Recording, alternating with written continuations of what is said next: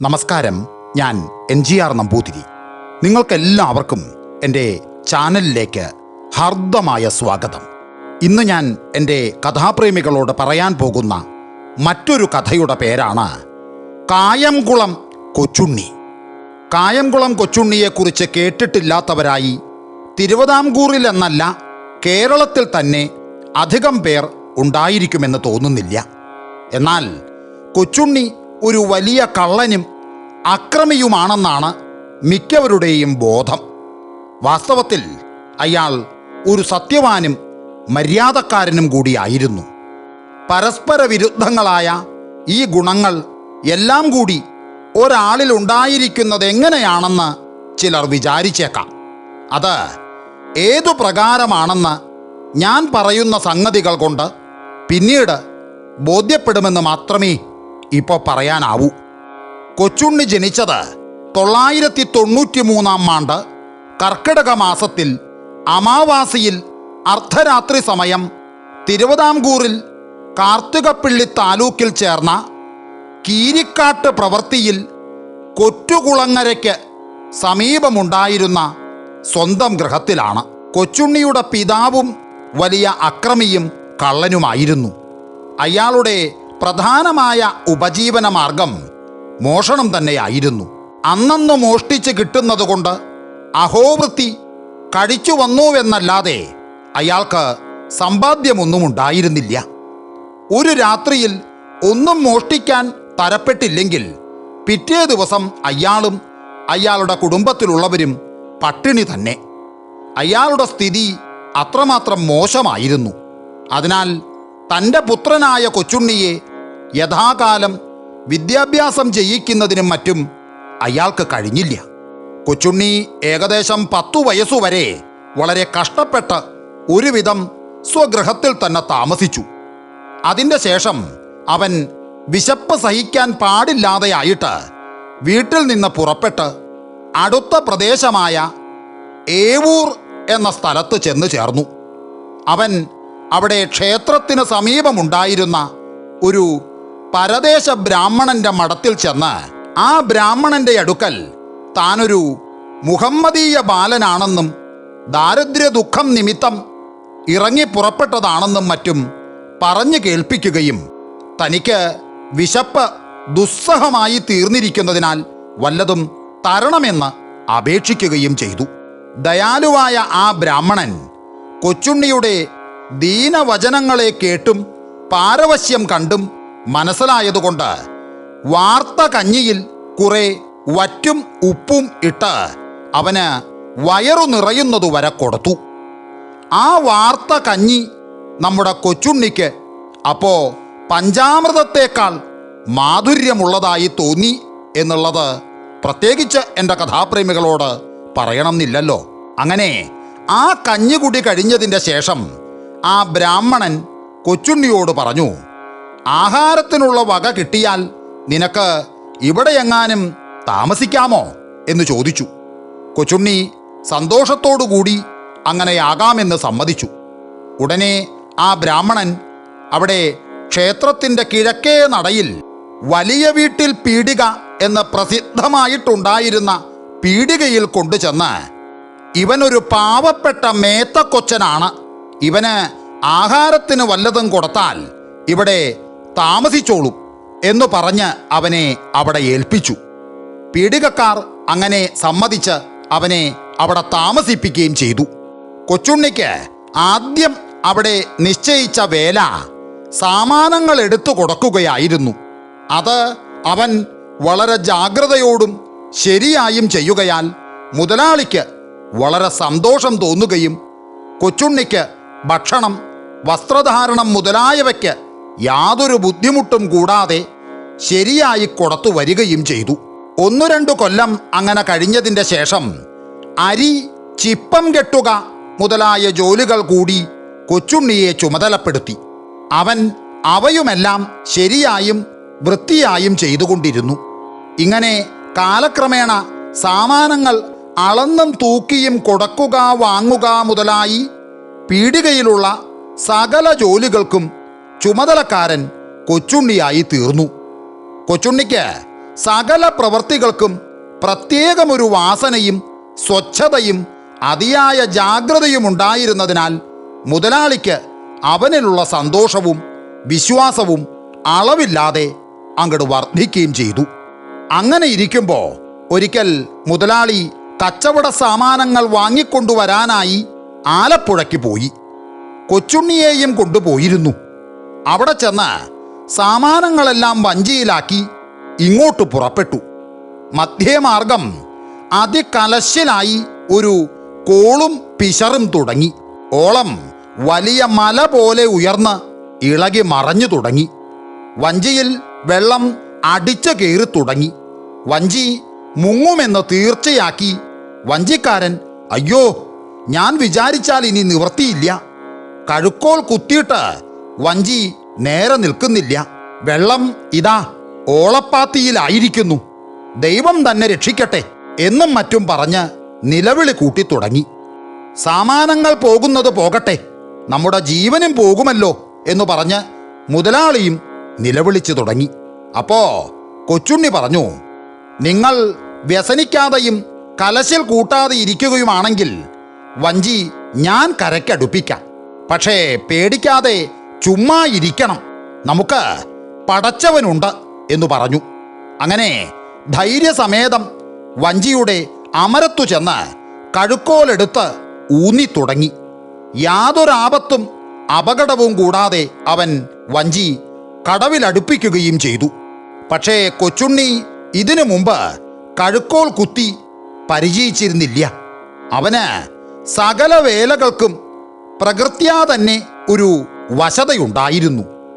ഈ സംഗതി നടന്നതിൻ്റെ ശേഷം സാമാനങ്ങൾ കൊണ്ടുവരുന്നതിന് ആലപ്പുഴയ്ക്കും കൊച്ചിക്കും പോകുമ്പോൾ മുതലാളിയുടെ വഞ്ചിക്കാരനായിരുന്നതും കൊച്ചുണ്ണി തന്നെയായിരുന്നു.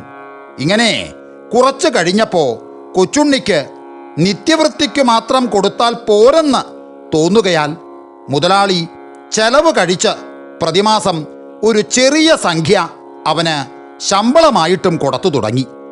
ശമ്പളം വാങ്ങിയാൽ അവൻ വീട്ടിൽ കൊണ്ടുപോയി അവൻ്റെ മാതാപിതാക്കന്മാരുടെ കയ്യിൽ കൊടുക്കുകയല്ലാതെ സ്വകാര്യമായി സമ്പാദിച്ചിരുന്നില്ല. ഇങ്ങനെ ഇരുന്ന കാലത്ത് ഒരു തങ്ങൾ കായംകുളത്തു വന്ന് താമസിച്ച് ചില മുഹമ്മദീയരെ ആയുധാഭ്യാസവും കായികാഭ്യാസവും മറ്റും പരിശീലിപ്പിക്കുന്നതായി കൊച്ചുണ്ണി കേട്ടു.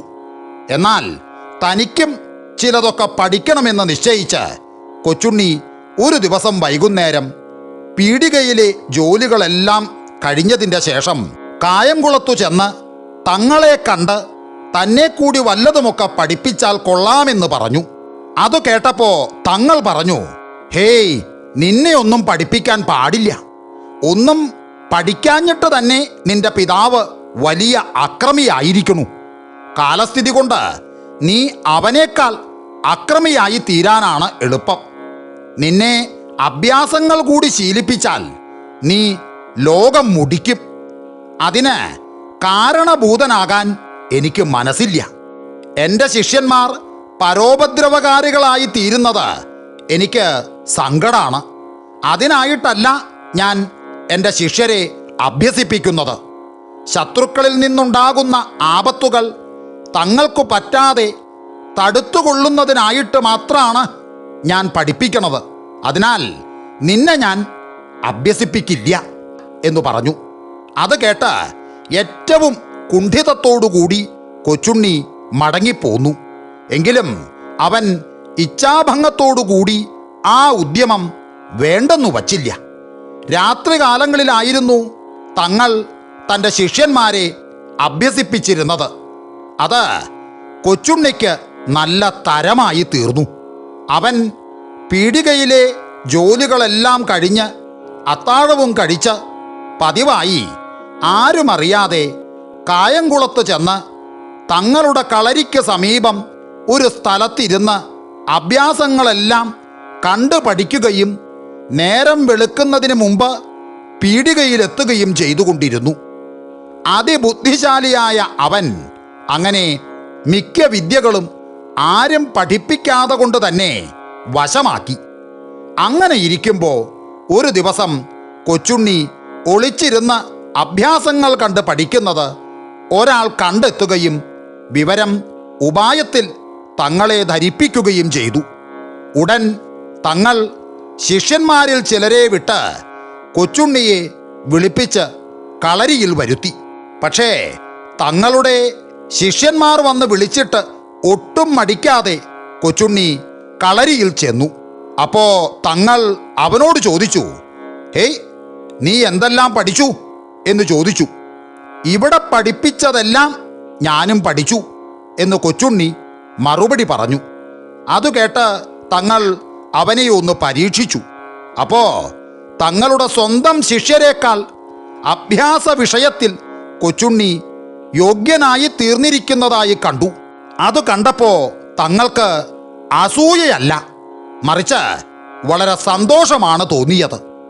ഇത്രയും ബുദ്ധിമാനായിരിക്കുന്ന ഇവനെ ശരിയായി അഭ്യസിപ്പിക്കുക തന്നെ വേണം എന്ന് നിശ്ചയിച്ച് തങ്ങൾ പതിവായി കളരിയിൽ വന്ന് അഭ്യസിച്ചു കൊള്ളുന്നതിന് കൊച്ചുണ്ണിക്ക് അനുവാദം കൊടുത്തു.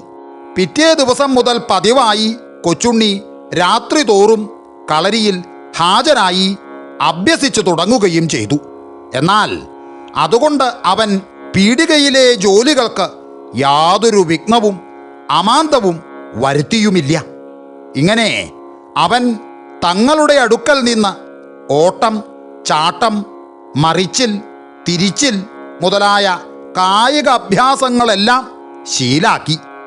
ആകപ്പാടെ കുറച്ച് ദിവസത്തെ അഭ്യാസം കൊണ്ട് കൊച്ചുണ്ണി ഒരൊന്നാം തരം അഭ്യാസിയായി തീർന്നു എന്ന് പറഞ്ഞാൽ മതിയല്ലോ. കൊച്ചുണ്ണിയുടെ അനിതര സാധാരണമായ ബുദ്ധി സാമർഥ്യം കൊണ്ട് തങ്ങൾക്ക് വളരെ സന്തോഷം തോന്നി. ആ തങ്ങൾക്ക് ഈ വക അഭ്യാസങ്ങൾ മാത്രമല്ല ശീലമുണ്ടായിരുന്നത്. അയാൾ കൺകെട്ട്, ആൾമാറാട്ടം മുതലായ ജാലവിദ്യകളും ഗ്രഹിച്ചിട്ടുണ്ടായിരുന്നു. പക്ഷേ അതൊന്നും അധികം പ്രയോഗിക്കുകയും ശിഷ്യരെ പഠിപ്പിക്കുകയും പതിവില്ലായിരുന്നു. കൊച്ചുണ്ണിയുടെ പേരിൽ അത്യധികമായി സന്തോഷവും വാത്സല്യവും തോന്നുകയാൽ തങ്ങൾ ആ വക വിദ്യകളും കൊച്ചുണ്ണിക്ക് ഗൂഢമായി ഉപദേശിച്ചു കൊടുത്തു.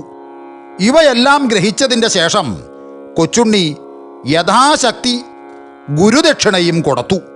അങ്ങനെ ആ ഗുരുനാഥൻ്റെ അനുഗ്രഹവും വാങ്ങി അവിടെ നിന്ന് പിരിഞ്ഞു പോരുകയും ചെയ്തു.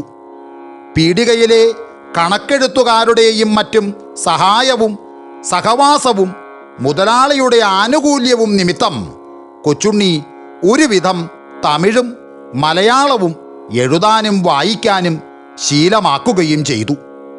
അങ്ങനെ ഇരിക്കുമ്പോൾ ഒരു ദിവസം വൈകുന്നേരം സന്ധ്യയ്ക്ക് മുമ്പായി ഏവൂർ ക്ഷേത്രത്തിലെ ശാന്തിക്കാരൻ 3 തുലാം ശർക്കരയ്ക്ക് അത്യാവശ്യമാവുകയാൽ പണവും പാത്രവും കൊടുത്ത് ഒരാളെ പീടികയിൽ അയച്ചു.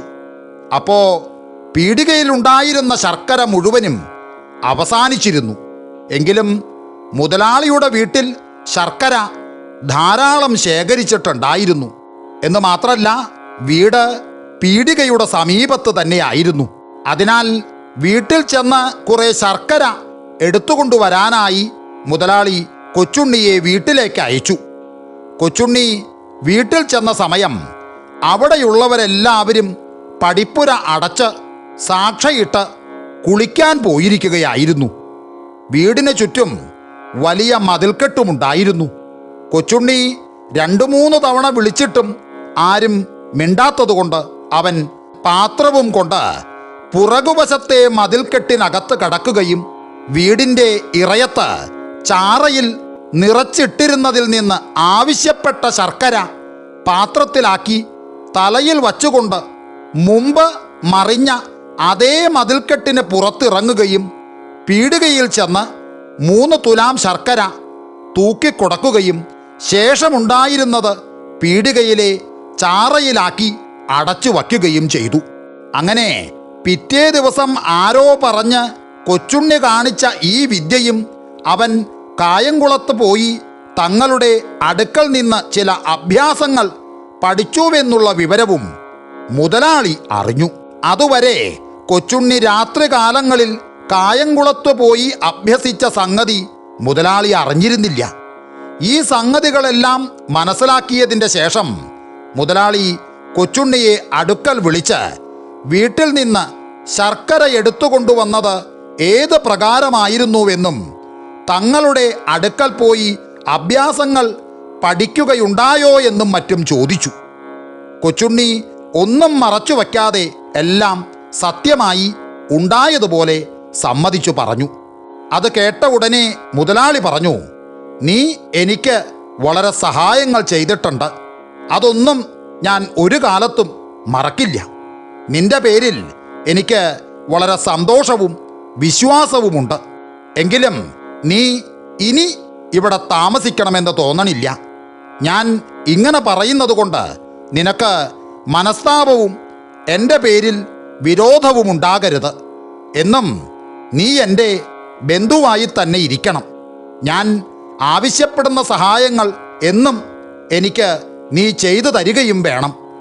എന്നാൽ കഴിയുന്ന സഹായങ്ങൾ ഞാൻ നിനക്കും എന്നും ചെയ്തു തരുന്നതാണ് എന്ന് പറഞ്ഞ് അന്നുവരെ കണക്ക് തീർത്ത് അവന് കൊടുക്കാനുണ്ടായിരുന്ന ശമ്പളവും അതുകൂടാതെ 1000 പണം സമ്മാനമായിട്ടും കൊടുത്ത് അവനെ അവൻ്റെ വീട്ടിലേക്ക് അയച്ചു. അങ്ങനെ കൊച്ചുണ്ണി വലിയ വീട്ടിൽ പീടികയിൽ നിന്ന് പിരിഞ്ഞു പോകുകയും ചെയ്തു. അന്ന് കൊച്ചുണ്ണിക്ക് 20 വയസ്സ് പ്രായമായിരുന്നു. അതിനാൽ അവൻ പീടികയിൽ ജോലിയായി താമസിച്ചു തുടങ്ങിയിട്ട് ഏകദേശം 10 കൊല്ലത്തോളമായിരുന്നുവെന്ന് വിശേഷിച്ച് എൻ്റെ കഥാപ്രേമികളോട് പറയണമെന്നില്ലല്ലോ. അങ്ങനെ കൊച്ചുണ്ണി വീണ്ടും സ്വഗൃഹത്തിൽ താമസമാക്കിയതിൻ്റെ ശേഷം അധികം താമസിയാതെ കല്യാണം കഴിച്ച് ഭാര്യയെ തൻ്റെ വീട്ടിൽ കൊണ്ടുവന്നു. ആ ഇടയ്ക്ക് തന്നെ അവൻ്റെ മാതാപിതാക്കന്മാർ കാലഗതിയെ പ്രാപിച്ചു പോയി. ഭാര്യയ്ക്ക് വളരെ ചെറുപ്പമായിരുന്നതുകൊണ്ട് കൊച്ചുണ്ണി തൻ്റെ ഭാര്യയുടെ മാതാവിനെ കൂടി സ്വഗൃഹത്തിൽ കൊണ്ടുവന്ന് പാർപ്പിച്ചു. കൊച്ചുണ്ണിക്ക് പിതൃസംബന്ധമായിട്ടോ സ്വന്തം സമ്പാദ്യമായിട്ടോ യാതൊരു മുതലുമില്ലാതെ ഇരുന്നതിനാൽ പിന്നെയും കാലക്ഷേപത്തിന് വളരെ ഞെരുക്കം തന്നെയായിരുന്നു.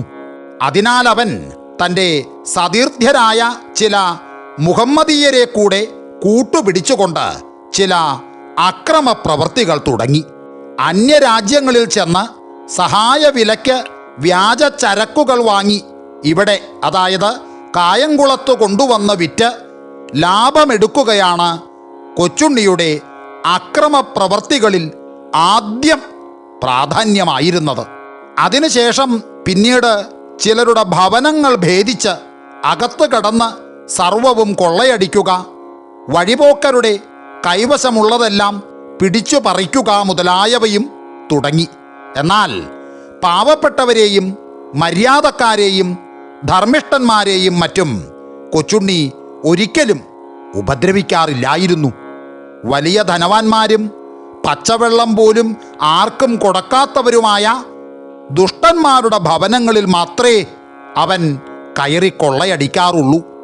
കൊച്ചുണ്ണിക്ക് ഒരിക്കൽ എന്തെങ്കിലും കൊടുത്താൽ പിന്നെ അവരെ അവൻ ഒരിക്കലും ഉപദ്രവിക്കാറില്ല. അവന് ഉപജീവനത്തിന് നിവൃത്തിയില്ലാതെയാകുമ്പോൾ വലിയ ധനവാന്മാരായിട്ടുള്ളവരുടെ അടുക്കൽ ചെന്ന് തനിക്ക് ഇത്ര രൂപ വേണം, അല്ലെങ്കിൽ ഇത്ര പറ നെല്ല് വേണമെന്ന് പറയും. ഉടനെ കൊടുത്തയച്ചാൽ പിന്നെ യാതൊരു ഉപദ്രവവും ഉണ്ടാവില്ല. എന്നു മാത്രമല്ല, കൊച്ചുണ്ണി വാങ്ങിയ മുതൽ പിന്നീട് ഒരു സമയം മടക്കി കൊടുക്കുന്നതിനും അവന് വിരോധമില്ല. വാങ്ങിയ സംഖ്യയും പലിശയും കുറച്ചുകൂടെ വേണമെങ്കിൽ അതും അവൻ കൊടുത്തേക്കും. ഇനി ചോദിച്ചിട്ട് കൊടുത്തില്ലെങ്കിൽ ആ കൊടുക്കാത്തവരുടെ സർവസ്വവും 4 ദിവസത്തിനകം കൊച്ചുണ്ണി കൊള്ളയിട്ട് കൊണ്ടുപോകുമെന്നുള്ളത് നിശ്ചയമായിരുന്നു. കൊച്ചുണ്ണി ഇങ്ങനെ കൊള്ള ചെയ്തെടുക്കുന്ന മുതലുകളെല്ലാം അവനും കൂട്ടുകാരും കൂടി പങ്കിട്ടെടുത്ത് അനുഭവിക്കുക മാത്രമല്ല ചെയ്തിട്ടുള്ളത്. അവൻ്റെ വീതത്തിൽ നിന്ന് കിട്ടുന്നത് കൊണ്ട് അവൻ ധാരാളമായി ധർമ്മവും ചെയ്തിരുന്നു. കൊച്ചുണ്ണി ഈ വക മുതലുകൾ സമ്പാദിക്കാറില്ല. അന്നത്തേടം സുഖമായി കഴിഞ്ഞുകൂടണമെന്ന് മാത്രമേ അവന് വിചാരമുണ്ടായിരുന്നുള്ളൂ. സ്വദേശികളായ പാവപ്പെട്ടവരെ അവൻ ധാരാളമായി സഹായിച്ചുകൊണ്ടിരുന്നു. കൊച്ചുണ്ണിയുടെ കൂട്ടുകാരെല്ലാം ആദ്യം കേവലം നിർധനന്മാരായിരുന്നു. അവൻ്റെ സഹകരണം നിമിത്തം അവരെല്ലാം ക്രമേണ വലിയ ധനവാന്മാരായി തീർന്നു. കൊച്ചുണ്ണിക്ക് മാത്രം അധികം സമ്പാദ്യമൊന്നും ഉണ്ടായിരുന്നില്ല. അവൻ്റെ ആശ്രിതന്മാരും സ്വദേശികളുമായിരുന്ന അനേകം പാവപ്പെട്ടവരും കൊച്ചുണ്ണിയുടെ സഹായം നിമിത്തം സമ്പന്നന്മാരായി തീർന്നിട്ടുണ്ട്. ഇന്ന ജാതിക്കാരെ അല്ലെങ്കിൽ ഇന്ന മതക്കാരെ മാത്രമേ സഹായിക്കുള്ളൂ എന്നുള്ള നിർബന്ധം കൊച്ചുണ്ണിക്കുണ്ടായിരുന്നില്ല. ബ്രാഹ്മണനായാലും ശൂദ്രനായാലും സ്വജാതിയായാലും ക്രിസ്ത്യാനിയായാലും അവനെ ആശ്രയിച്ചാൽ തന്നാൽ കഴിയുന്ന സഹായം അവൻ ചെയ്തു കൊടുത്തിരുന്നു. ആകപ്പാടെ നോക്കിയാൽ കൊച്ചുണ്ണി മൂലം അക്കാലത്ത് സമ്പന്നന്മാരായി തീർന്നിട്ടുള്ള ദരിദ്രർക്കും നിർധനന്മാരായി തീർന്നിട്ടുള്ള ധനികർക്കും സംഖ്യയില്ലായിരുന്നു. എന്നു മാത്രമല്ല, സ്ത്രീ വിഷയമായിട്ടുള്ള ദുർനടപ്പും കൊച്ചുണ്ണിക്ക് സാമാന്യത്തിലധികമുണ്ടായിരുന്നു. കൊച്ചുണ്ണി നിമിത്തം പല ജാതിയിലുള്ള കുലടകൾക്കും വളരെ സമ്പാദ്യമുണ്ടായിട്ടുണ്ട്. പ്രത്യേകിച്ച് സ്വന്തം രാജ്യത്തുള്ള ഒരു ശൂദ്ര സ്ത്രീയെ അവൻ ഏകദേശം ഭാര്യയാക്കി തന്നെ വച്ചിരുന്നു. അത് എങ്ങനെയോ അവൻ്റെ ഭാര്യയുടെ അമ്മ അറിഞ്ഞ് വിഷമിക്കുകയും ഭാര്യയോട് പറയുകയും വീട്ടിൽ വളരെ ശണ്ഠകളും വഴക്കുകളുമൊക്കെ ഉണ്ടായി തീർക്കുകയും ചെയ്തു. എങ്കിലും കൊച്ചുണ്ണിക്ക് ആ ശൂദ്ര സ്ത്രീയെ ഉപേക്ഷിക്കുന്നതിന് മനസ്സ് വന്നില്ല. ഒരു ദിവസം ആ വൃദ്ധ, അതായത് ഭാര്യയുടെ അമ്മ, കൊച്ചുണ്ണിയോട് നേരിട്ട് തന്നെ ആ ശൂദ്ര സ്ത്രീയുമായുള്ള സംസർഗം മതിയാക്കണമെന്ന് പറഞ്ഞു. അത് കൊച്ചുണ്ണിക്ക് ഒട്ടും രസമായില്ല. അതിനെക്കുറിച്ച് അവർ തമ്മിൽ വളരെ വാഗ്വാദമുണ്ടായി. വഴക്ക് മുറുകി വന്നപ്പോൾ കൊച്ചുണ്ണിക്ക് ദേഷ്യം വരികയും അവൻ ഒരു കുറുവടി കൊണ്ട് വൃദ്ധയുടെ തലയ്ക്ക് ഒരടി കൊടുക്കുകയും വൃദ്ധ പെട്ടെന്ന് മറിഞ്ഞു വീണ് മരിക്കുകയും ചെയ്തു. ഈ കഥ ആരെയും അറിയിക്കാതെ കൊച്ചുണ്ണി അന്ന് രാത്രിയിൽ തന്നെ ആ വൃദ്ധയുടെ മൃതശരീരം ഒരു പായയിൽ പൊതിഞ്ഞു കെട്ടി അതിനുമീതെ ഒരു വലിയ കല്ലും വച്ച് കായംകുളം കായലിൽ താഴ്ത്തിക്കളഞ്ഞു. എങ്കിലും ഒരു 1-2 ദിവസം കഴിഞ്ഞപ്പോൾ എങ്ങനെയോ ആ സംഗതി പുറത്തൊക്കെ കുറേശ്ശെ സംസാരായി. അങ്ങനെ അങ്ങു പറഞ്ഞ് ഇങ്ങു പറഞ്ഞ് വർത്തമാനം കാർത്തികപ്പിള്ളി തഹസീൽദാരുടെ ചെവിയിലെത്തി. ഉടനെ തഹസീൽദാര്, അതായത് അക്കാലത്ത് മജിസ്ട്രേറ്റ് എന്ന് പറയാറില്ല, തഹസീൽദാരെന്നേ പറയാറുള്ളൂ. അങ്ങനെ ആ തഹസീൽദാര് കൊച്ചുണ്ണിയെ പിടിച്ചേൽപ്പിക്കുന്നതിന് പോലീസുകാർക്ക് ഉത്തരവ് കൊടുത്തു. പോലീസുകാർ മുറയ്ക്ക് അന്വേഷണവും തുടങ്ങി. എങ്കിലും അവനെ പിടിക്കുന്നതിന് അത്ര എളുപ്പത്തിൽ ആർക്കും കഴിഞ്ഞില്ല. കൊച്ചുണ്ണി വലിയ അഭ്യാസിയായിരുന്നതിനാൽ ഒരു 10-12 പേര് വിചാരിച്ചാലും മറ്റും അവനെ പിടിക്കാൻ കഴിയില്ല. സദാ അവൻ്റെ കയ്യിൽ കഠാരിയുടെ ആകൃതിയിൽ ഒരായുധമുണ്ടായിരിക്കും. അവൻ്റെ കൂടെ വലിയ അഭ്യാസികളും അക്രമികളുമായ പല കൂട്ടുകാരും എപ്പോഴും ഉണ്ടായിരിക്കും. അതിനാൽ അവനെ പിടിക്കാൻ ആർക്കും ധൈര്യമുണ്ടായില്ല. എന്നു മാത്രമല്ല, ഈ സംഗതി നടന്നതിൻ്റെ ശേഷം പോലീസുകാരുടെ അന്വേഷണം തുടങ്ങിയപ്പോൾ മുതൽ കൊച്ചുണ്ണി ഒളിച്ചും വളരെ കരുതലോടുകൂടിയുമാണ് നടന്നിരുന്നത്. അതിനാൽ അവനെ നേരെ കാണുന്നതിനു തന്നെ അത്ര എളുപ്പമല്ലായിരുന്നു. ഒരു സമയം കണ്ടാൽ തന്നെയും പ്രാണഭയം നിമിത്തം അവനെ ആരും പിടിക്കുകയുമില്ലല്ലോ. കൊച്ചുണ്ണി ഒളിച്ചു നടക്കുകയായിരുന്നു എങ്കിലും സ്വദേശം വിട്ട് എങ്ങും പോയില്ല. കാർത്തികപ്പിള്ളി, കരുനാഗപ്പള്ളി, മാവേലിക്കര ഈ 3 താലൂക്കുകളിലായിട്ട് അവൻ കഴിച്ചുകൂട്ടി. എന്ന് മാത്രമല്ല, പിടിച്ചുപറി, മോഷണം മുതലായവ അക്കാലത്തും അവൻ യഥാപൂർവം നടത്തിക്കൊണ്ടു തന്നെയിരുന്നു. അങ്ങനെ കൊച്ചുണ്ണിയുടെ അക്രമങ്ങൾ ദിവസം പ്രതി വർദ്ധിക്കുകയും കായംകുളം കൊച്ചുണ്ണി എന്നുള്ള പ്രസിദ്ധി രാജ്യമൊട്ടുക്ക് പരക്കുകയും അപ്പോഴേക്കും അവനെ ഏതു വിധവും പിടിക്കണമെന്നുള്ള നിഷ്കർഷ ഗവൺമെന്റിനു കൂടി വരികയും ചെയ്തു. ഒടുക്കം 1025 ആണ്ട് ദിവാൻജി കാർത്തികപ്പള്ളി തഹസീൽദാരുടെ പേർക്ക് നേരിട്ട് ഒരു ഉത്തരവ് അയച്ചു. അതിൽ 1 വാരത്തിനകം കൊച്ചുണ്ണിയെ പിടിപ്പിച്ച് ഠാണ വലിക്കാത്ത പക്ഷം തഹസീൽദാരെ ഉദ്യോഗത്തിൽ നിന്നും സ്ഥിരമായി മാറ്റുന്നതാണെന്ന് തീർച്ചയായി പ്രസ്താവിച്ചിരുന്നു. ഈ ഉത്തരവ് കണ്ടപ്പോൾ തഹസീൽദാർക്ക് വളരെ വിചാരവും വ്യസനവുമുണ്ടായി എന്നുള്ളത് എൻ്റെ കഥാപ്രേമികളോട് പ്രത്യേകിച്ച് പറയേണ്ടതില്ലല്ലോ.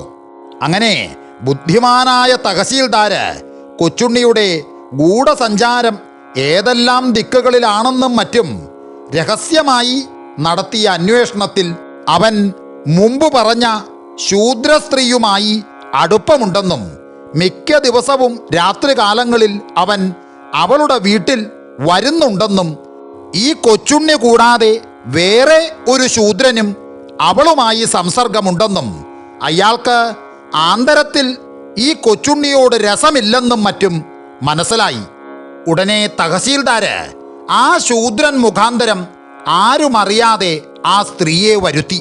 എന്നിട്ട് തഹസീൽദാര് അവളോട് പറഞ്ഞു, നിന്നെ എൻ്റെ ഭാര്യയായി സ്വീകരിക്കണമെന്ന് ഞാൻ വിചാരിക്കുന്നു. നീ അത് സമ്മതിക്കുന്ന പക്ഷം അധികം താമസിയാതെ സംബന്ധം നടത്തണമെന്നാണ് ഞാൻ വിചാരിക്കണത്. പക്ഷേ അങ്ങനെയായാൽ കൊച്ചുണ്ണിയുമായുള്ള അടുപ്പം വേണ്ടെന്ന് വെക്കേണ്ടതായി വരും. അതും ഞാൻ മുൻകൂട്ടി പറഞ്ഞേക്കാം എന്നു പറഞ്ഞു. ഇത് കേട്ടപ്പോൾ ആ പുംശലി ഒരു മേത്തനുമായുള്ള അടുപ്പത്തേക്കാൾ നല്ലത് ഒരു തഹസീൽദാരുടെ ഭാര്യയായിരിക്കുന്നതാണല്ലോ എന്ന് വിചാരിച്ച് അവൾ തഹസീൽദാരോട് പറഞ്ഞു, അവിടത്തെ ഇഷ്ടം പോലെയൊക്കെ ചെയ്യുന്നതിന് എനിക്ക് സമ്മതമാണ്. അതിനുവേണ്ടി ഞാൻ എന്തെല്ലാം വേണമെങ്കിലും ചെയ്യാം എന്ന് പറഞ്ഞു. അത് കേട്ടപ്പോൾ തഹസീൽദാർ പറഞ്ഞു, ആ എന്നാൽ ഇന്നു രാത്രിയിൽ അവൻ വരുമ്പോൾ നീ ഈ മരുന്നിട്ട് കുറെ പാൽ കാച്ചി അവന് കൊടുക്കണം എന്ന് പറഞ്ഞ് തഹസീൽദാർ ഒരു മരുന്ന് അവളുടെ കയ്യിൽ കൊടുത്തു. അങ്ങനെ അടുത്ത ദിവസം തന്നെ സംബന്ധം നടത്തിയേക്കാമെന്നും അതിലേക്ക് വേണ്ടുന്നതൊക്കെ വട്ടം കൂട്ടുന്നതിന് തൽക്കാലം ഇതിരിക്കട്ടെ എന്ന് പറഞ്ഞ് തഹസീൽദാർ 50 രൂപയും കൊടുത്തു.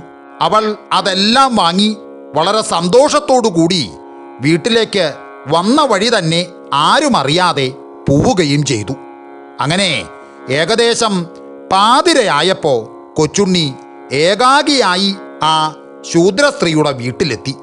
അവൻ കയ്യും കാലും തേച്ച് കഴുകി ശയനഗൃഹത്തിൽ പ്രവേശിച്ചയുടനെ അവൾ തഹസീൽദാർ പറഞ്ഞതുപോലെ മരുന്നിട്ട് കാച്ചി പാൽ കൊണ്ടു ചെന്നു കൊടുത്തു. കൊച്ചുണ്ണിക്ക് മുമ്പേ തന്നെ അവൾ പാൽ കാച്ചി കൊടുക്കുക പതിവുണ്ടായിരുന്നതിനാൽ അവൻ യാതൊരു സംശയവും കൂടാതെ പാലെടുത്ത് കുടിക്കുകയും മാത്ര നേരം കഴിഞ്ഞപ്പോൾ ബോധരഹിതനായി വീഴുകയും ചെയ്തു.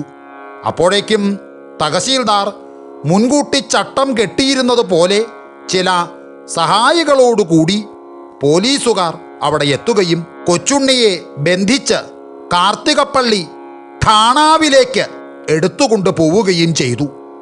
ആ സമയം കൊച്ചുണ്ണിക്ക് തീരെ ബോധമില്ലായിരുന്നു. അവൻ ശവം പോലെ കിടക്കുകയായിരുന്നു. പോലീസുകാർ കൊച്ചുണ്ണിയെ ഠാണാവിലാക്കി കൈക്കും കാലിനും വിലങ്ങ് വയ്ക്കുകയും അപ്പോൾ തന്നെ വിവരം തഹസീൽദാരുടെ അടുക്കൽ അറിയിക്കുകയും ചെയ്തു. ഈ കൊച്ചുണ്ണിയുടെ ഭാര്യയുടെ അമ്മയെ അപായപ്പെടുത്തിയത് 1015 ആണ്ടിലായിരുന്നു. അക്കാലം മുതൽ 10 കൊല്ലം അവൻ ഒളിച്ചു നടക്കുകയായിരുന്നു. അതിനിടയ്ക്ക് അവനെ പിടിക്കുന്നതിന് ആര് വിചാരിച്ചിട്ടും കഴിഞ്ഞില്ല. ഒടുക്കം 1025 ആണ്ടിൽ അവനെ പിടിച്ചത് ഇപ്രകാരം ചതിച്ചാണ് എന്നുള്ളത് എൻ്റെ കഥാപ്രേമികൾ മനസ്സിലാക്കുക. കൊച്ചുണ്ണി സ്വബോധത്തോടു കൂടി ഇരിക്കുകയായിരുന്നുവെങ്കിൽ അന്നും അവനെ ആരും പിടിക്കുകയില്ലായിരുന്നു. ഇതിൽ നിന്നും നമ്മൾ മനസ്സിലാക്കേണ്ട ഒരു കാര്യവും കൂടിയുണ്ട്. കുലടകളെ വിശ്വസിച്ചാൽ ഉണ്ടാകുന്ന ഫലം ഇങ്ങനെയാണ് എന്ന് എല്ലാവരും അറിഞ്ഞിരിക്കേണ്ടതാണ്. അങ്ങനെ തഹസീൽദാർ ആ രാത്രിയിൽ തന്നെ കൊച്ചുണ്ണിയെ പിടിച്ച് കാർത്തികപ്പള്ളി ഠാണാവിലാക്കിയിരിക്കുന്നു എന്നുള്ള വിവരത്തിന് അടിയന്തരത്തിൽ ഹജൂർക്ക് എഴുത്തയച്ചു. അവനെ ഉടനെ ഠാണാ പാറാവു വഴി വേണ്ടുന്ന കരുതലോടും ബന്ധോസോടും കൂടി തിരുവനന്തപുരത്തേക്ക് അയക്കാൻ അടിയന്തരത്തിൽ തന്നെ ഉത്തരവ് വരികയും ചെയ്തു. കൊച്ചുണ്ണിക്ക് അവനെ പിടിച്ച് ഠാണാവിലാക്കിയതിൻ്റെ പിറ്റേ ദിവസം നേരം വെളുത്തപ്പോഴേക്കും ബോധം വീണു. അപ്പോഴാണ് താൻ ബന്ധനത്തിലകപ്പെട്ടിരിക്കുകയാണെന്ന് അവൻ അറിഞ്ഞത്.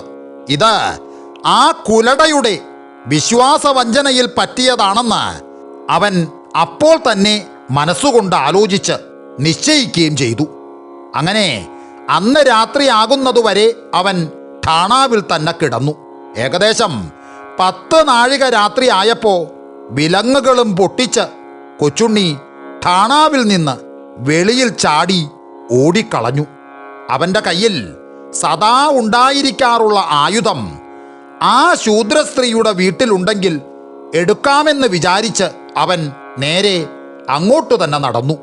അവിടെ ചെന്നപ്പോൾ അവളും അവളുടെ ഇഷ്ടനായ ആ ശൂദ്രയുവാവും കൂടി അത്താഴം കഴിഞ്ഞ് സ്വൈരസല്ലാപവും ചെയ്തുകൊണ്ട് ഇരിക്കുകയായിരുന്നു. ആ പുരയുടെ വാതിൽ ചാരിയിരുന്നുവെങ്കിലും സാക്ഷയിട്ടിട്ടുണ്ടായിരുന്നില്ല. അകത്ത് വിളക്കുമുണ്ടായിരുന്നു. കൊച്ചുണ്ണി ഒട്ടും സംശയിക്കാതെ വാതിൽ തുറന്ന് അകത്തേക്ക് കടന്നു. ആ സമയം കൊച്ചുണ്ണി അവിടെ ചെല്ലുമെന്ന് അവൾ ലേശം പോലും വിചാരിച്ചിരുന്നില്ല. ഒരിക്കലും തിരിച്ചു വരാനിടയാകാതെ അവനെ തൂക്കിക്കൊല്ലുകയോ നാട് കടത്തുകയോ ചെയ്യുമെന്നായിരുന്നു അവരുടെ വിശ്വാസം. അങ്ങനെ ഇരിക്കെ പെട്ടെന്ന് കൊച്ചുണ്ണിയെ അടുത്ത് കണ്ടപ്പോൾ അവരുടെ മനസ്സിലുണ്ടായ വികാരങ്ങൾ ഏതെല്ലാം പ്രകാരമായിരിക്കുമെന്ന് എൻ്റെ കഥാപ്രേമികൾ അവരവരുടെ മനോധർമ്മം പോലെ ഊഹിച്ചുകൊള്ളുകയല്ലാതെ പറഞ്ഞറിയിക്കുന്ന കാര്യം പ്രയാസം തന്നെ. കൊച്ചുണ്ണിയെ കണ്ട മാത്രയിൽ രണ്ടുപേരും പെട്ടെന്നെണീറ്റ് ഒരു സംഭ്രമത്തോടും വിറയലോടും കൂടി മറയുടെ ഒരരികിലേക്ക് മാറി നിന്നു. കൊച്ചുണ്ണി മുറിക്കകത്ത് കടന്നിട്ട് ആദ്യം കണ്ടത് കട്ടിലിൻ്റെ താഴെ കിടന്നിരുന്നതായ സ്വന്തം ആയുധമാണ്. അവൻ അത് പെട്ടെന്ന് കയ്യിലെടുത്തു. കൊച്ചുണ്ണി ആയുധമെടുത്ത് ഒന്ന് വീശുകയും ആ പുംശ്ചലിയുടെയും അവളുടെ ഇഷ്ടനായ ആ ശൂദ്രൻ്റെയും തല താഴെ വീഴുകയും ഒരുമിച്ച് കഴിഞ്ഞു. കൊച്ചുണ്ണി അപ്പോൾ തന്നെ പുറത്തിറങ്ങി പോവുകയും ചെയ്തു. അങ്ങനെ അവൻ പോയ വഴിക്ക് തന്നെ ഒരു കുളത്തിലിറങ്ങി കുളിയും കഴിച്ച് സ്വന്തം ഗൃഹത്തിലെത്തി. ആ സമയത്ത് അവൻ്റെ ഭാര്യ ഭർത്താവിനെ പോലീസുകാർ പിടിച്ചുകൊണ്ടുപോയി ഠാണാവിലാക്കിയെന്ന് കേട്ട് വിഷാദിച്ച് അന്ന് ജലപാനം പോലും കഴിക്കാതെ കിടക്കുകയായിരുന്നു. കൊച്ചുണ്ണി പുറത്തു ചെന്ന് വാതിലിൽ മുട്ടി പതുക്കെ വിളിച്ചു.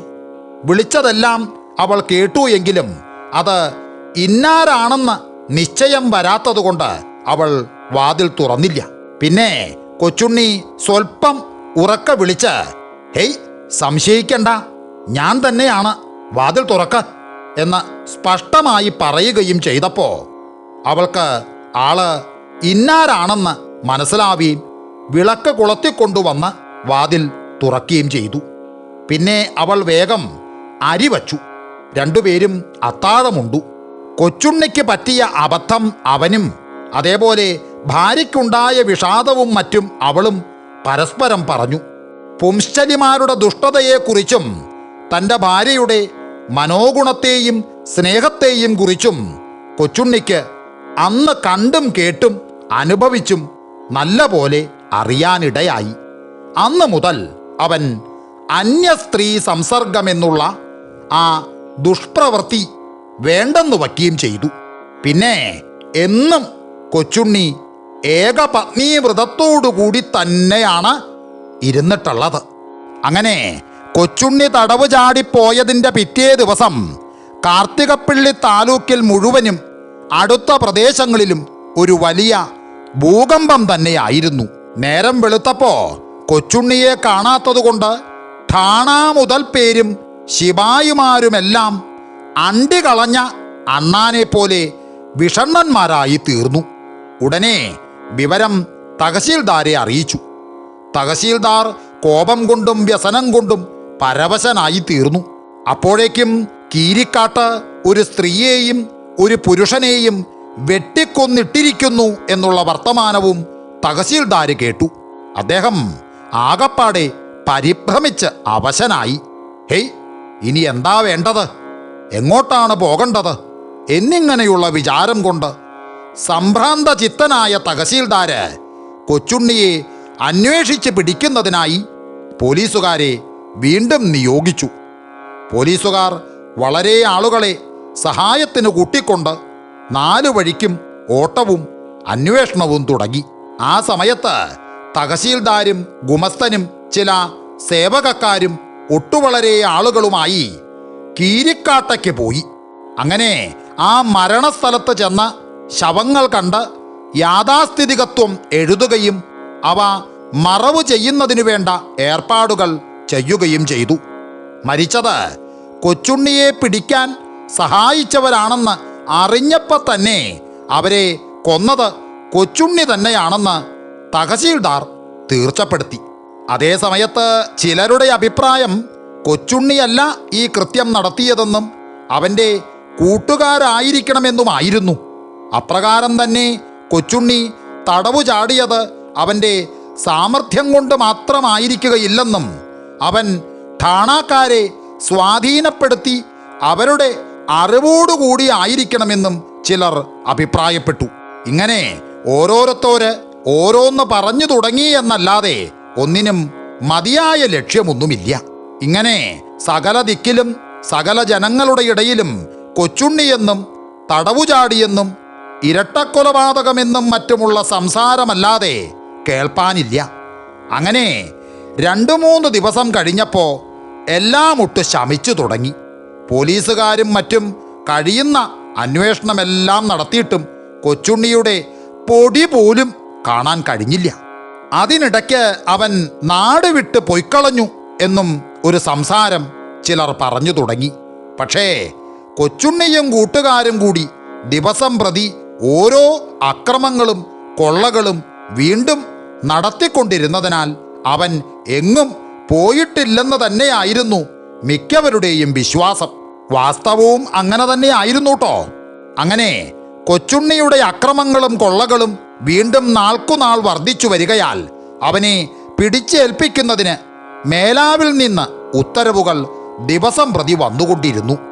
പോലീസുകാരുടെ അന്വേഷണവും മുറയ്ക്ക് നടന്നുകൊണ്ട് തന്നെയിരുന്നു. എന്തെല്ലാമായിട്ടും അവനെ പിടികൂടാൻ കഴിഞ്ഞില്ല. അവൻ്റെയും കൂട്ടുകാരുടെയും ഉപദ്രവങ്ങൾ കൊണ്ട് യാത്രക്കാർക്ക് കരവഴിക്കും വള്ളം വഴിക്കും സഞ്ചരിക്കാൻ നിവർത്തിയില്ലാതെയായി തീർന്നു. കൊച്ചുണ്ണിയും കൂട്ടുകാരും എപ്പോ എവിടെ ഉണ്ടായിരിക്കുമെന്ന് ആർക്കും വലിയ നിശ്ചയമില്ല. ചില ദിവസങ്ങളിൽ അവർ കായംകുളത്തിന് സമീപമുള്ള വഴികളിൽ കരയ്ക്കായിരിക്കും. ചില ദിവസങ്ങളിൽ ചില ഒടിവള്ളങ്ങളിൽ കയറി അവർ കായലിൽ സഞ്ചരിക്കുകയായിരിക്കും. അത് എന്നെല്ലാമെന്നും എപ്പോഴെല്ലാമെന്നും ആർക്കും നിശ്ചയിക്കാൻ പാടില്ലായിരുന്നു. എന്നാൽ മിക്കപ്പോഴും അവരുടെ ഉപദ്രവം രാത്രികാലങ്ങളിലായിരുന്നു.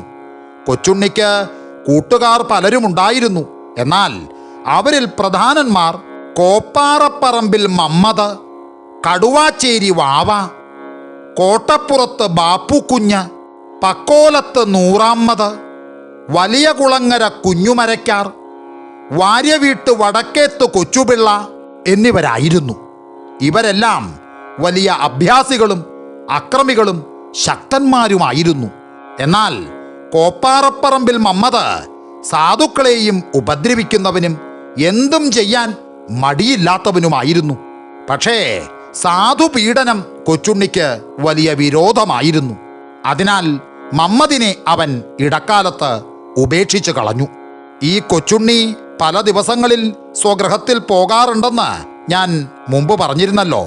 അതിനാൽ ആ ഒളിച്ചു നടന്ന കാലത്തിനിടയ്ക്ക് 3 പുത്രന്മാരും ഒരു പുത്രിയും ജനിച്ചു എന്നുള്ളതും വ്യക്തമാണ്. ഇങ്ങനെ കൊച്ചുണ്ണി 1015 ആണ്ട് വരെയും അതിൻ്റെ ശേഷം 1033 ആണ്ട് വരെയും ആകെ 18 വർഷം പിടികിട്ടേണ്ടും പുള്ളിയായി ഒളിച്ചു നടന്നും അക്രമപ്രവൃത്തികൾ കൊണ്ടു തന്നെ ഉപജീവനം കഴിച്ചും കാലക്ഷേപം ചെയ്തു വന്നു. അങ്ങനെ 1033 ആണ്ട് മകരമാസത്തിൽ സർ ടി മാധവരായരവർകൾ തിരുവിതാംകൂർ ദിവാനായി നിയമിക്കപ്പെട്ടു. അതോടുകൂടി കൊച്ചുണ്ണിക്ക് ഗ്രഹപ്പഴയും ആരംഭിച്ചു. മാധവരായർ ദിവാൻജി ആയതിൻ്റെ ശേഷം രാജ്യക്ഷേമത്തിനായി അനേകം പരിഷ്കാരങ്ങൾ ചെയ്യണമെന്ന് നിശ്ചയിച്ച കൂട്ടത്തിൽ പ്രധാനമായ ഒരു കാര്യം കൊച്ചുണ്ണി മുതലായവരുടെ അക്രമവും അതുനിമിത്തം ജനങ്ങൾക്കുള്ള ഉപദ്രവവും നിർത്തണമെന്നുള്ളതായിരുന്നു. അദ്ദേഹം അതിനു വേണ്ടുന്ന ശ്രമങ്ങളും ചട്ടങ്ങളും മുറയ്ക്കു തുടങ്ങി. ആ ഇടയ്ക്ക് ചങ്ങനാശ്ശേരിയിൽ ചേർന്ന വാഴപ്പള്ളിയിൽ പാപ്പാടിയിൽ കുഞ്ഞുപ്പണിക്കർ കാർത്തികപ്പള്ളിയിൽ തഹസീൽദാരായി നിയമിക്കപ്പെടുകയും ആ തഹസീൽദാരുടെ പേർക്ക് ദിവാൻജി കൊച്ചുണ്ണിയെ പിടിച്ചയക്കുന്നതിന് പ്രത്യേകം ഉത്തരവയച്ച് ചട്ടം കെട്ടുകയും ചെയ്തു.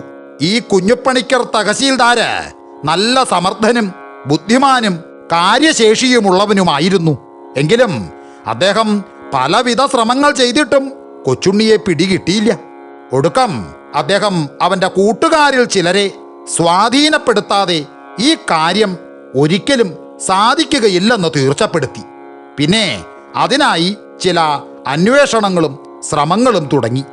ആ അന്വേഷണത്തിൽ കോപ്പാറപ്പറമ്പിൽ മമ്മദ് എന്നവനെ കൊച്ചുണ്ണി ഉപേക്ഷിച്ച് കളയുകയാൽ അവന് കൊച്ചുണ്ണിയോട് നല്ല രസമില്ലാതെ ഇരിക്കുകയാണെന്ന് അറിവ് കിട്ടി.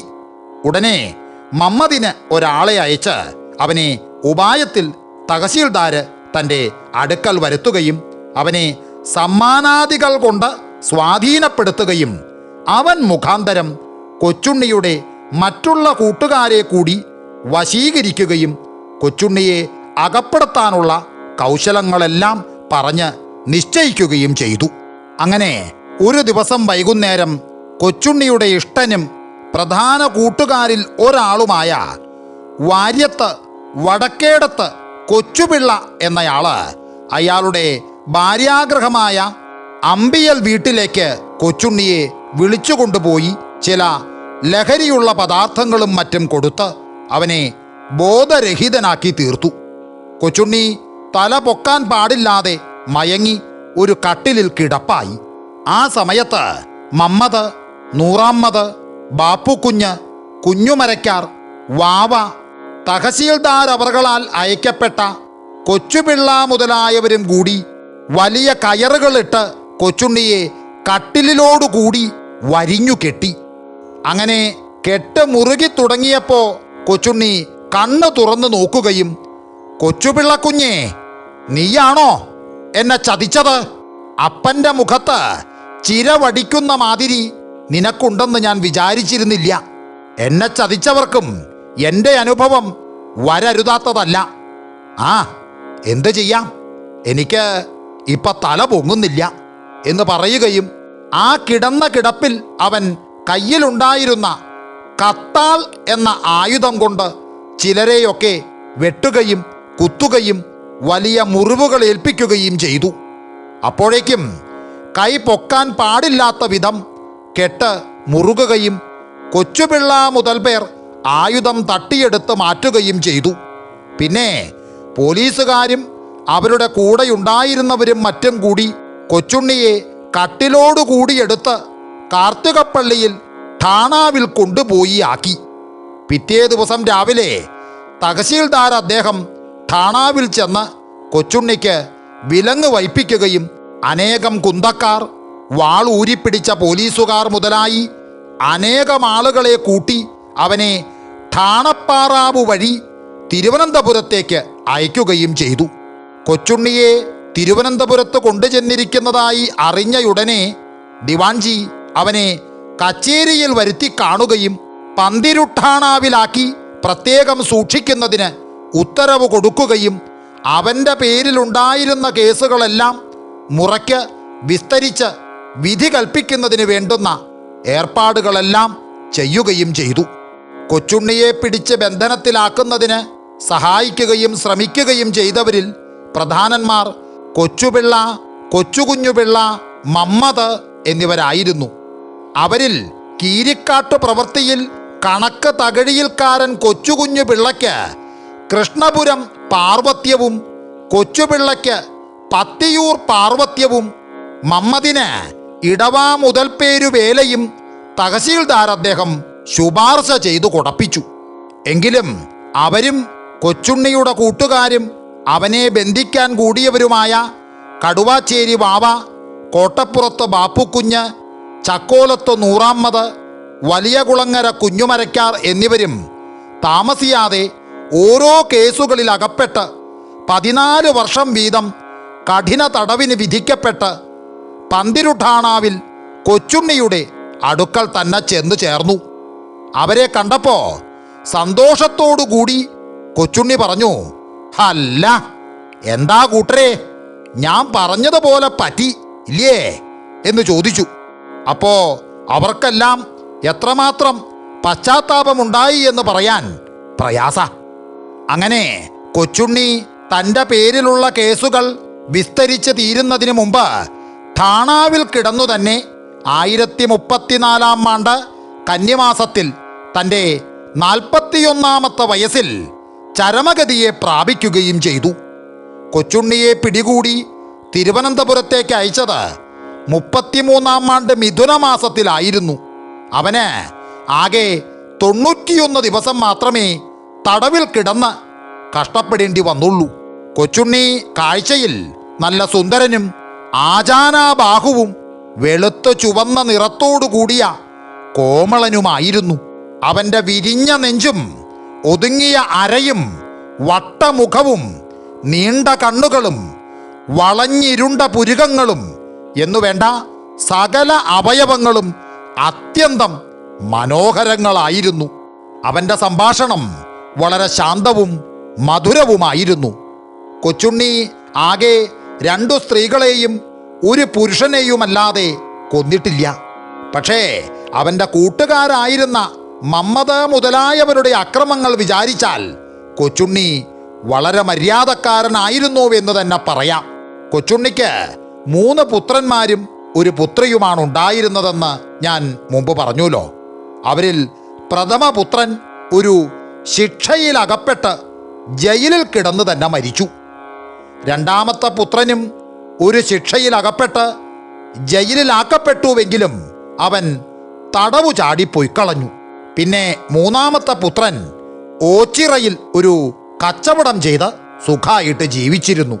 പുത്രി എരുവയിൽ ഭർത്താവിൻ്റെ ഗൃഹത്തിലും സുഖമായിട്ട് താമസിച്ച കാലം കഴിച്ചുകൂട്ടി. ഇത്രയൊക്കെയാണ് കായംകുളം കൊച്ചുണ്ണിയുടെ ജീവിത കഥാസംക്ഷേപം. ഇനി കൊച്ചുണ്ണിയുടെ ഓരോ അക്രമ പ്രവൃത്തികളും അത്ഭുത കർമ്മങ്ങളും ഇശി വിവരിക്കാനുണ്ട്. അത് ഈ കഥ പറച്ചിൽ ഇശി നീണ്ടുപോവും എന്നുള്ളത് കൊണ്ട് തൽക്കാലം ഞാൻ ഇവിടെ വച്ച് നിർത്തുന്നു. കൊച്ചുണ്ണിയുടെ ചില ചെപ്പടി വിദ്യകളും അക്രമങ്ങളെക്കുറിച്ചും ഇനിയും കുറച്ചുകൂടി വിസ്തരിച്ച് കേൾക്കണം എന്ന് എൻ്റെ കഥാപ്രേമികൾക്ക് താല്പര്യമുണ്ടെങ്കിൽ അത് കമൻറ്റ് ബോക്സിൽ അറിയിക്കുക. നിങ്ങളുടെ താല്പര്യങ്ങൾക്കനുസരിച്ച് കൊച്ചുണ്ണിയുടെ സാഹസിക പ്രവർത്തികളുടെ കഥ ഞാൻ വിസ്തരിക്കുന്നതായിരിക്കും. ഇശി അധികം പേര് താല്പര്യം പറഞ്ഞാൽ ബാക്കി കഥയും മുന്നോട്ട് കൊണ്ടുപോകും. ഇപ്പോൾ തൽക്കാലം ഇത്രയും പറഞ്ഞ് ഈ കഥ ഞാൻ ഇവിടെ നിർത്തുന്നു. കായംകുളം കൊച്ചുണ്ണിയുടെ ഈ ജീവിത കഥ എൻ്റെ കഥാപ്രേമികൾക്ക് ഇഷ്ടമായെങ്കിൽ നിങ്ങൾ തീർച്ചയായും ലൈക്ക്, ഷെയർ, സബ്സ്ക്രൈബ്, കമൻറ്റ് എല്ലാം ചെയ്യുമെന്ന ഉറച്ച ഒരു വിശ്വാസത്തോടെ ഒരിക്കൽ കൂടി നിങ്ങൾക്കെല്ലാവർക്കും എൻ്റെ നന്ദി, നമസ്കാരം.